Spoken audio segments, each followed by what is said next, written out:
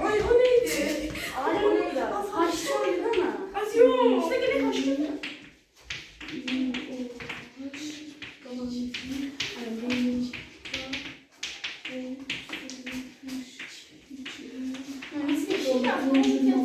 Otuz saniye.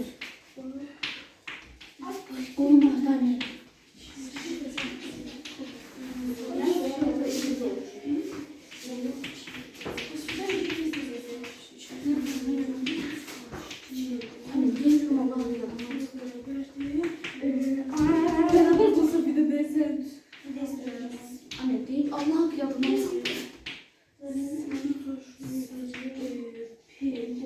Ahar.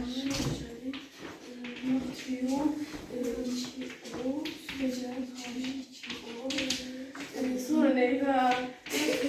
Yavaş kalp.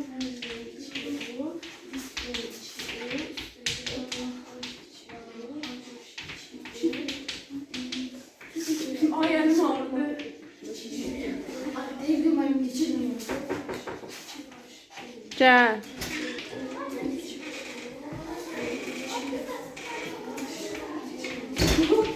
Ay ben bundan da yerden ne şey yazdım dediler. Yazılırdı. Yazılırdı. Hı.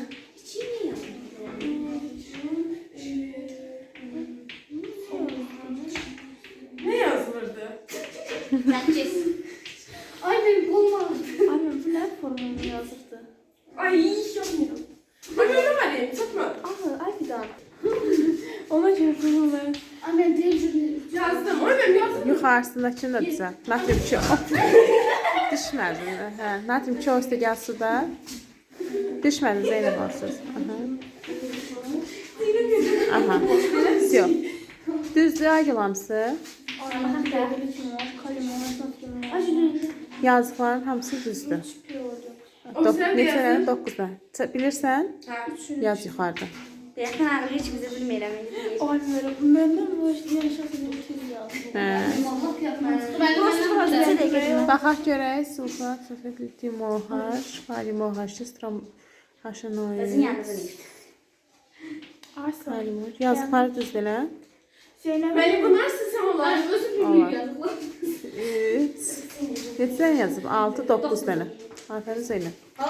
Dəftərim var, gündəliyim var. Var. Gəl ay Aysu. 9 tane 9 yazdım. Zeynəbin yazıqları sil.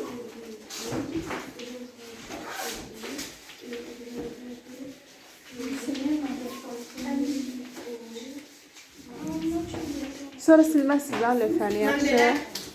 Benim yazdım. Əla. Neçə hamısını qurtardın elə? Ne kaç saniye oldu? 2 saniyə. Yazdım.